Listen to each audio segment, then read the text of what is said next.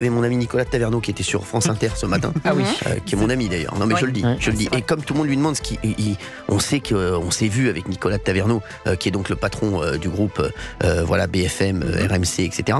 Et c'est vrai qu'ils lui ont demandé si j'avais ma place sur BFM. Sachez-le, moi, c'est quand même, j'adore Léa Salamé, vraiment, je l'aime bien en plus vraiment.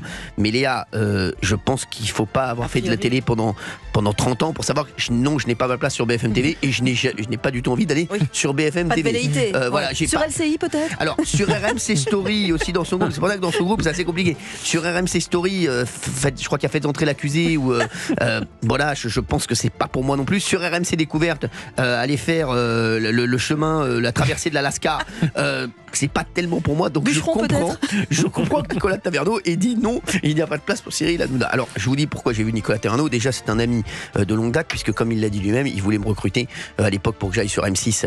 À l'époque, avant que j'aille dans le groupe Canal+, et Nicolas Taverneau, je l'ai vu, puisque comme je le dis et je le redis aux auditeurs d'Europe 1, oui voilà, je compte monter un groupe média, et forcément, je rencontre Nicolas Taverneau qui peut me donner quelques conseils, puisque c'est un grand patron de médias, mais on n'a jamais évoqué mais je vous jure, une seconde, le fait que j'aille ou sur BFM, ou sur RMC Découverte, ou sur RMC Story. C'est-à-dire qu'on n'en a même pas parlé. C'est-à-dire que pour les deux, c'était vraiment... Et puis, excusez-moi, et en plus, je les adore, RMC Découverte, RMC Story. En plus, j'aime beaucoup cette chaîne. Mais c'est vrai que, je pense que là, il faudrait qu'ils ferment les deux chaînes pour éventuellement faire 2 émissions de Touche pas à mon poste. Un petit peu cher, on va dire. Non, mais je les adore. Et en plus, j'adore Stéphane Salé-Dechoux, qui est exceptionnel, qui est le directeur des programmes des deux chaînes, qui est un garçon que j'adore. Mais c'est vrai qu'on ne l'a pas évoqué une seconde avec Nicolas Taverneau, mais ça reste, ce sont des amis, je le redis, et tout ce groupe-là est un groupe ami, je les aime beaucoup, voilà, et j'adore les grandes gueules, j'adore Estelle Denis, voilà, j'adore ce qu'ils font, voilà, donc comme ça le débat est clos, et je voudrais dire à Léa Salamé que j'aime beaucoup,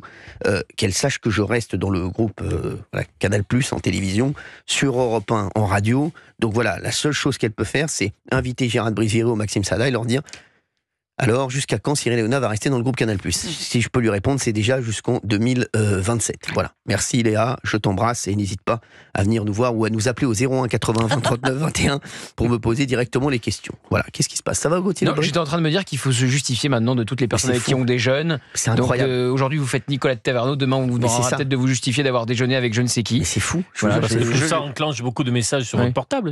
Bien sûr. Je trouve l'époque folle, la police des dîners, la police des déjeuners. Il y a une police des dîners maintenant, exactement. Bien sûr. Je me souviens même, là je parle politique, mais quand Libération avait fait sa une sur un dîner entre Marine Le Pen et Édouard Philippe, ils dînent avec Marine Le Pen, les politiques dînent entre eux, la police des déjeuners, la police des dîners. Il y a eu un gros truc aussi sur un dîner Jordan Bardella et moi.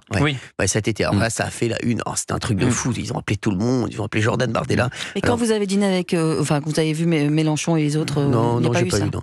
Parce que sachez, je le redis, je dîne avec beaucoup de monde, je déjeune avec beaucoup de monde et beaucoup de responsables politiques forcément. Bien sûr. Parce que je m'intéresse énormément à la France et j'essaie, je vous jure que c'est vrai, j'essaie de leur demander tout le temps, est-ce qu'on peut sauver la France? Parce que c'est le truc qui m'intéresse, moi, c'est tout.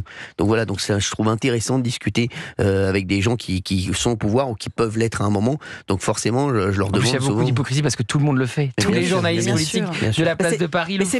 Mais quand c'est moi, ça dérange. Vous voyez ou pas? Pardon, mais c'est même, pour un journaliste politique, c'est même la base, quoi. Il faut aller à la source. Et je vais vous dire, et j'ai plein d'hommes politiques que j'aime beaucoup, même qui sont, je vous le dis, je l'ai déjà dit, mais voilà. Gabriel Attal, vous aviez pris un pot avec lui. Gabriel Attal, je m'entends très bien avec lui. Gérald Darmanin, je m'entends très bien avec lui. Jordan Bardella, je m'entends très très bien avec Jordan Bardella. Jean-Luc Mélenchon, je m'entendais très bien avec lui. Et je l'avais souvent, et dans mon émission exactement, Alexis Corbière. Il a été le premier politique. Exactement. Donc voilà, donc je m'entends. Moi, vous savez, j'adore.